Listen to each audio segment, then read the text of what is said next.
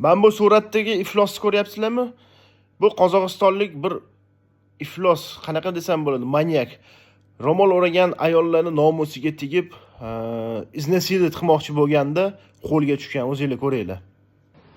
Что там? Бәрін сұралмайды. Kim bu ismi? Ana әйел адам машинада o'tib.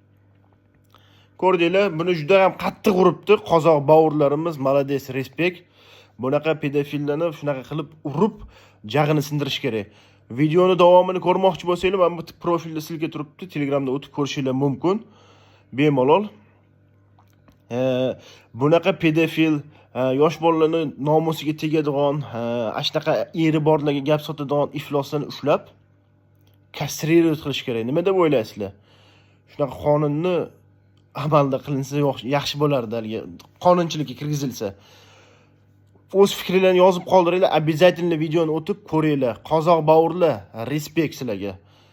Mana O'zbekistonda ham shunaqalar juda ham ko'p. Nechta yosh go'daklarni nomusiga tegib boradi. Bunaqalarni ushlab, oyog'ini sindirish kerak. Buni ushlab militsiyaga topshirishibdi, ko'ringlar o'zingizlar o'tib Telegramga.